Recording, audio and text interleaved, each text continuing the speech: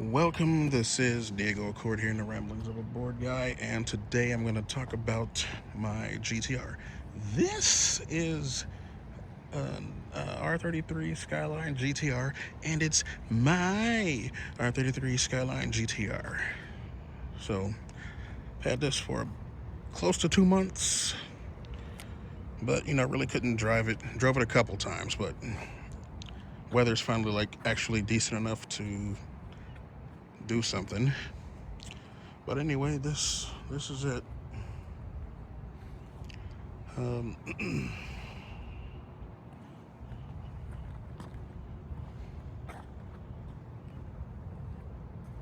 So 96 non V-spec, full HKS super turbo exhaust.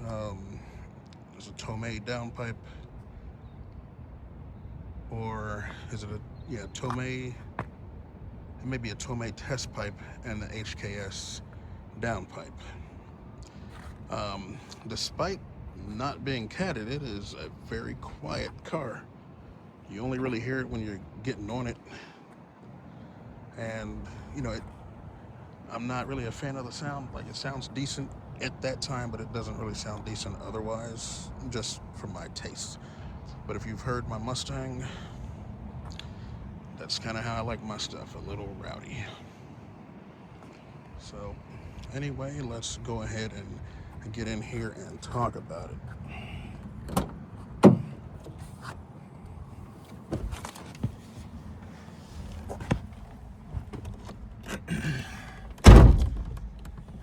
That door sounds junky as hell, unfortunately, but it is what it is. So the big takeaway from this car is that it unfortunately does not move my personal needle anywhere. Like, it doesn't just make, oh man, everything like it's fun to drive a car around. So not really. As you can see, there is the city, and that is Cincinnati. It is like, Cincinnati is horribly laid out in terms of driving. If you're on the west side, in order to go to the east side, I'm actually in Kentucky right now. I'm in Covington. That's the Ohio, if you're unfamiliar. And in order to get to the east side of Cincinnati, you have to come to Kentucky and then make your way around on another interstate down on yonder, as they will say. You have to do all that, and it's like 40 minutes or something like that. It's just like, nah, I don't want to do that. And that's, unfortunately, that's where the car stuff is. I think like this actual little area where that I'm at right now, people may do like some small stuff here in this particular spot, but I doubt that it would last, because this is residential right here. So you really can't have a bunch of idiots in Chargers and shit doing what they do. But yeah, it's just not fun. Like, driving is not fun here. Like, the Mustang has gotten 3,000 miles in the last 3 years. The Evo, for more obvious reasons, not even. It's been running for a year and some change, but obviously it hasn't really had any miles put on it. I'm not going to just drive to drive, like, without a destination. Like, that's just not really going to happen like that often. And even if it does, I'm not going to just drive places, because it's not fun. The traveling from A to B itself is just also like, it's what's unfun, right? So if the meet is somewhere 40 minutes away, like, I'm not driving 40 minutes to a meet. We got a whole ass city over here, and people don't fucking want to meet like near this area over here. Like, nah. I'm like, okay, I'm fine. I'm okay with that. Now, of course, work also factors into it. If the once in a blue moon thing does happen, I'm at work. Like, I just got off here and I came over here, and it's like 2:30 Well, it's probably closer to 3 in the morning right now. So, I mean, if there was a thing that happened today, which I'm sure there were a few, I missed it for that reason. Can't pay for all these fucking cars if I'm not working, unfortunately. So it's either don't work, don't have cars, and have time to enjoy non-existent cars, or you can do the otherwise. And that is the suspension bridge. Somebody drove over it. So, and that is right here.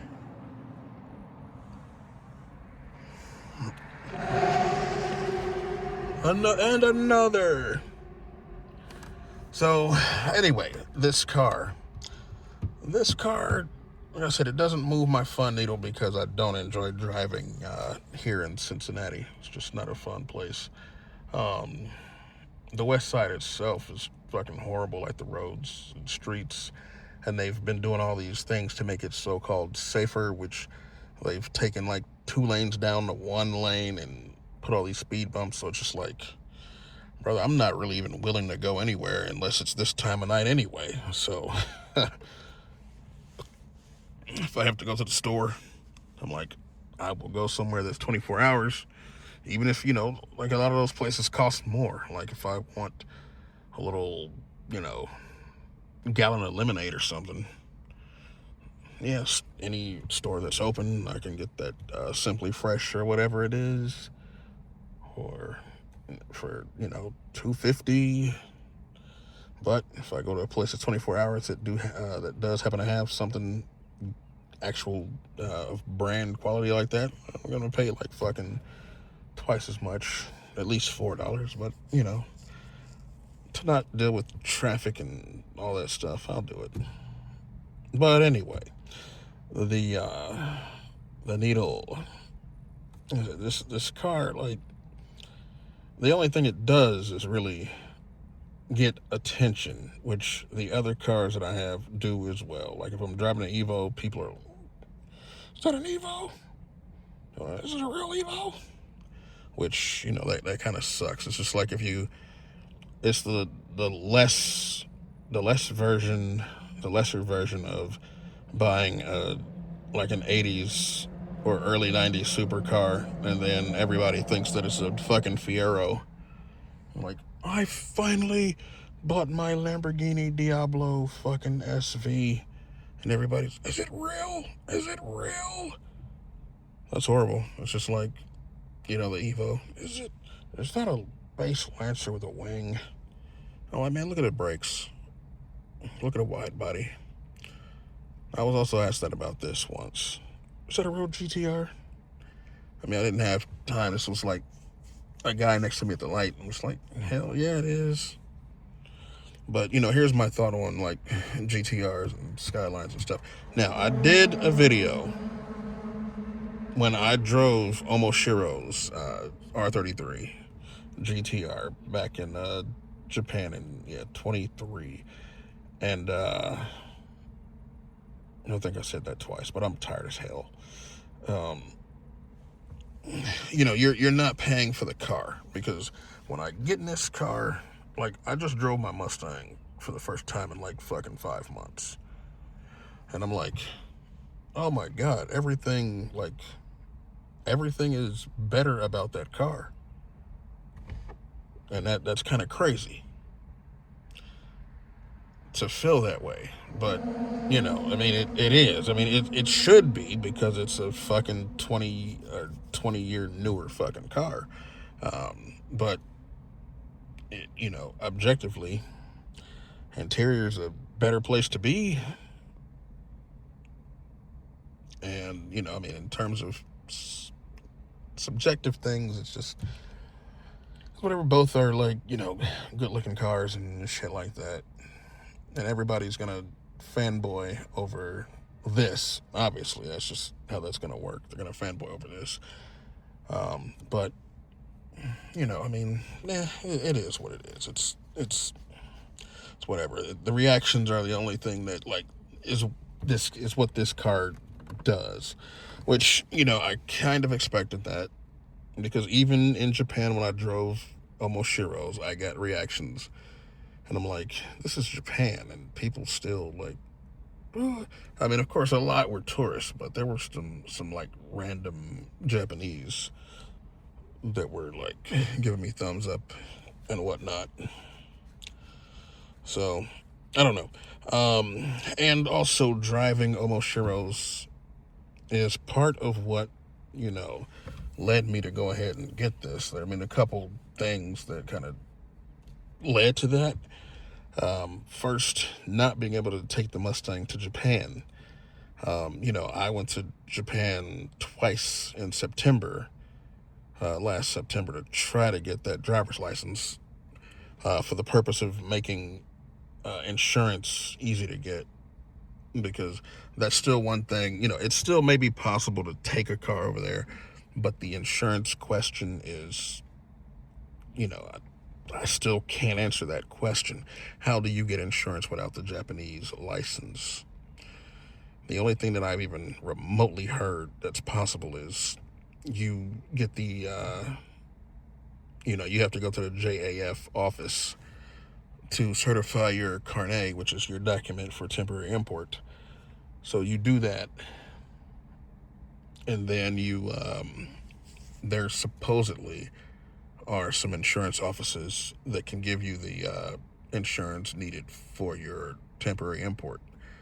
But I don't know if that's true, and Googling it does not help. And, you know, nobody seems to have done this process, apparently, because it's just not there and nobody can answer these questions. But the thing is, you can still send the car over there. You can still buy the carnet, or you don't buy the carnet. You actually have to send it back when you're done. But you can purchase the service and pay the money to send the car there and still not be able to drive the car if you can't fucking figure out the insurance. So that's a lot of money to spend. It costs 10 grand between shipping a car there and back, $2,500 each way, and the carnet $4,600. So 10 grand. And that is what I put down on this, because I wasn't able to take the fucking car.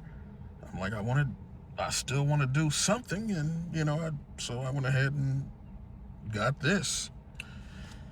Now, what would I have rather done?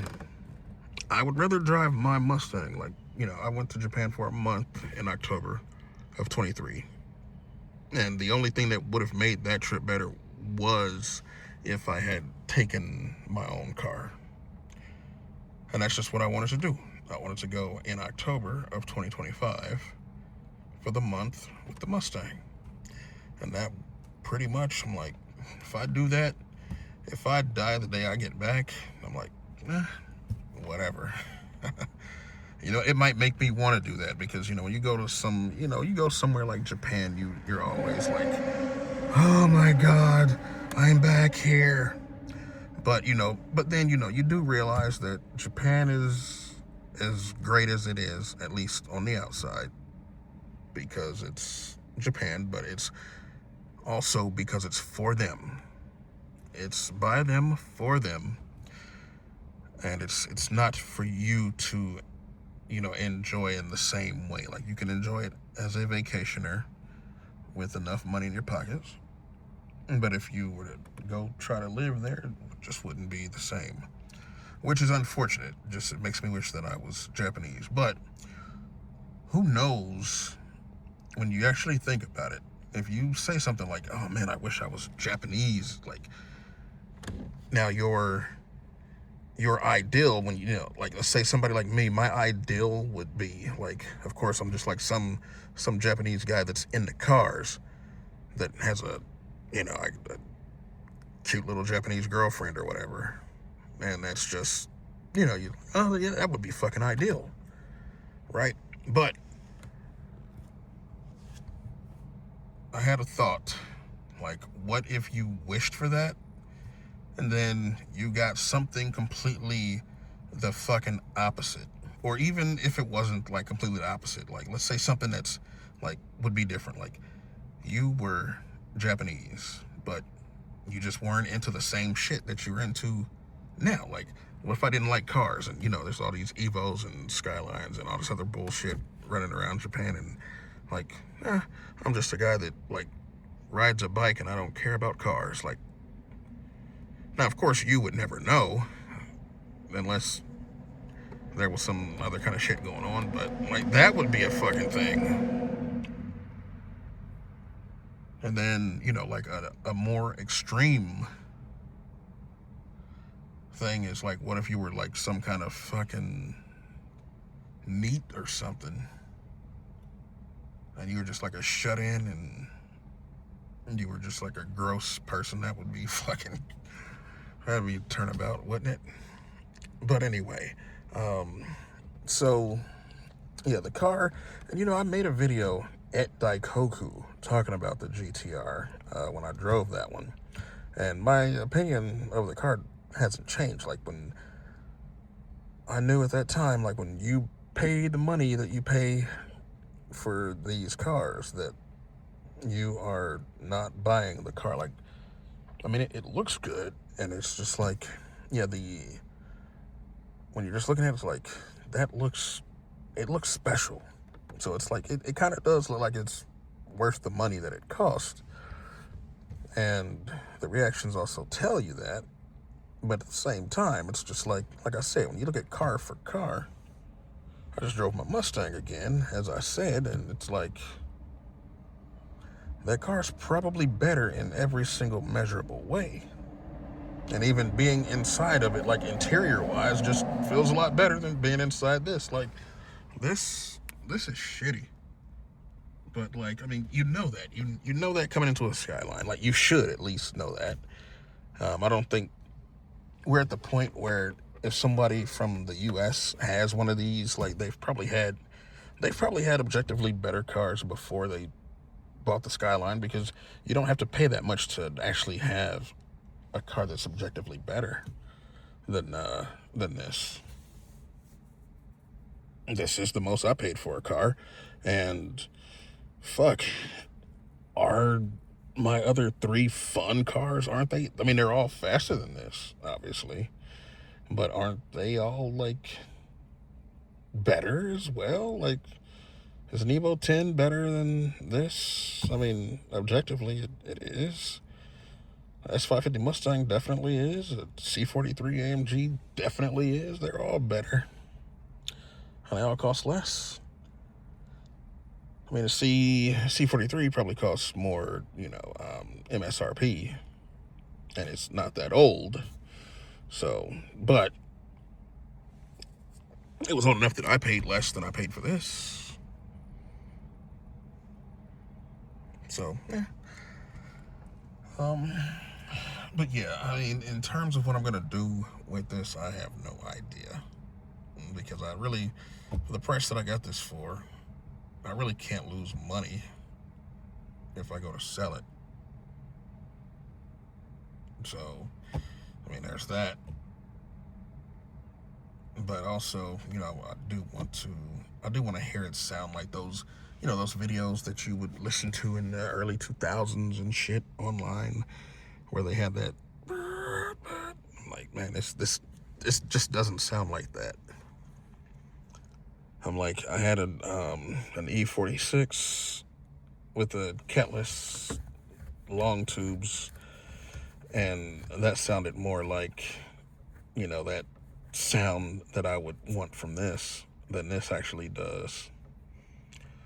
So, yeah, but I mean, it's whatever. Equal length downpipe is, but I'd have to know if I'm gonna stay, you know, with twins, you know, maybe do a twin turbo upgrade and have like 550 horsepower with the, you know, with the equal length downpipes. And, you know, I mean, I have to change the exhaust as well. This is HKS Super Turbo, so it's pretty quiet until you actually, like, are all the way on it. The wastegate has to open up and everything. Then you can, like, okay, all right, good. It's a little decent.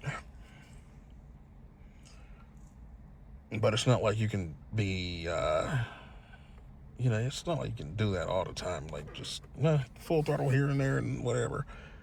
So, yeah. Now, you know, this video, it might sound like I'm, like, dogging the car, but it is still the car that I bought for a reason. At the price that I bought this for, there's still not anything else that I really want more than this. Anything else that I would want is going to cost more than this. You know, C7Z06, which is crazy because that car could have been had for less than this cost back before COVID. So I should have got one then, but I didn't want to get rid of the Mustang and Evo, which would have had to be done at that time to get one. Ferrari 360, same thing there. I could have got that for a very good price before COVID. And if I were to accept automatic, I probably could still get one, but I'm not. Like, that shit has to be fucking gated. There's no fucking way that's gonna happen. But, you know, like I said, for the price, this is what I chose. I somewhat kind of sort of maybe thought about R34 GTTs, but it would have had to have the full GT-R conversion front and rear. And unfortunately, when I was buying this, when I was looking for Skylines, the R34s, the ER34s that were out there just didn't have the body stuff done to them. Like, they had to come from, like, there's a site I think called Importify Cars or something like that from New Zealand. A lot of those cars had the body work done for the wide body to make it, you know, GT-R looking. But I really just, it had to have that. But nothing for sale already in the US.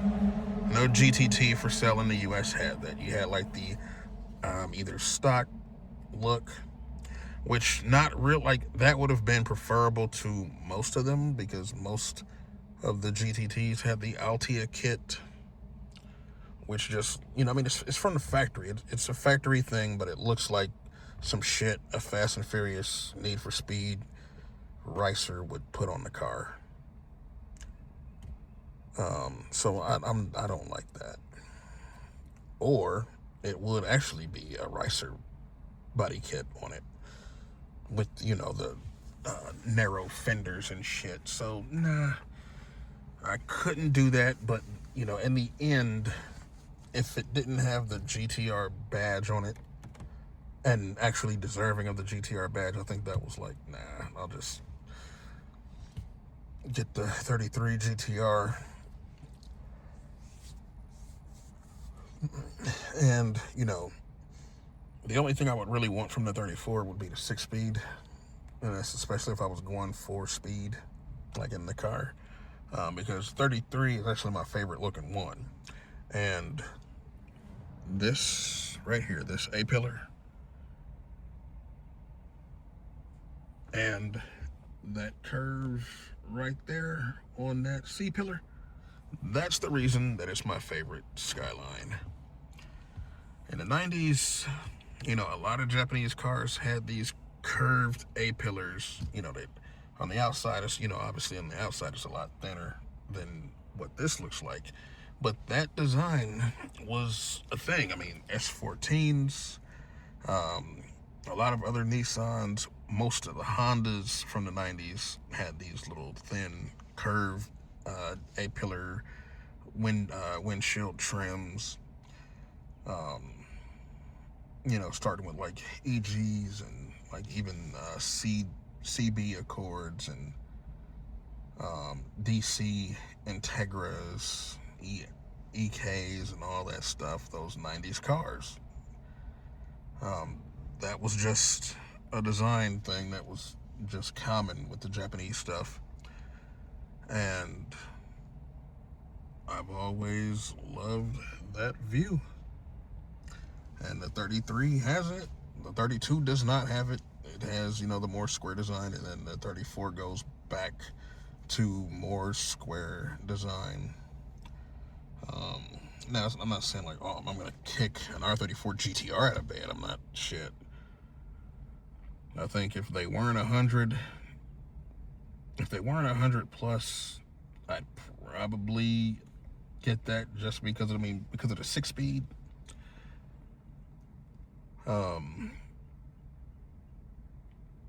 But so it's not like a thing where like, oh man, I really wanted that R34, but I really couldn't do it. Because, at this price, like I said, at the price that an R33 costs, I may be able to justify it over other better cars because I already have better cars that still cost less than this. But at the price that an R34 costs, I don't know if I can justify getting a Skyline GT-R over something else like a GT, not a GT4, that's not even, well, there probably are some that cost as much as GT4, but at least a Cayman GTS 718 or something like that, like Skyline R34 or Cayman GTS, I'm like, Cayman, at least that's for me. Certain other cars, yeah. Now, I considered so I also considered AMG GT, but the main reason that I did not go for that car is because you have to get a very new model in order to get a more similar dash to my C43. So even like 19, maybe even, I don't know, 20, maybe like 21 to get the facelift interior on that car, because I know 19 is like the facelift on the C class, but 19 definitely still has like the previous looking version of the C class interior. So, that steering wheel that doesn't have like the circle horn button or whatever, or the circle horn, it has that previous steering wheel with that weird kind of shape in the middle. You can't get the digital dash. The screen, whatever it was called, I forget what it's called, but the screen is like that older version, whereas, in the C class, it's the newer version of that W205 looking interior style. And then, of course, it may not, like, I think the AMG GT may not even have that W205 update look. It might just go straight to the fucking W206 style, where you just got that long tablet. Which also, yeah, I got a ride in a C43 W206, so I bought the 205 because of the V6 twin turbo compared to the 4-cylinder and the 206, right? And, I was at a Cars and Coffee, and I just asked the guy, because he was getting in it, like to leave or whatever, and I asked if he could just like get on it so I could hear it. I'm like, yeah, so I have a 205 C43, and I was always interested in how this one sounds, being the 4-cylinder and all. So he's like, hey man, you just want to go for a ride? So he takes me for a ride, and that shit pins me to the fucking seat. I'm like, God damn. I mean, it sounded good too. I mean, it was a 4-cylinder, but it was a rowdy 4-cylinder, and it sounded good. It sounded very fucking good. And with that hybrid on the front wheels, that fucking torque, I mean, it felt like it was a lot faster than mine, despite the difference in power being like 15 horsepower. That's 400, mine is 385.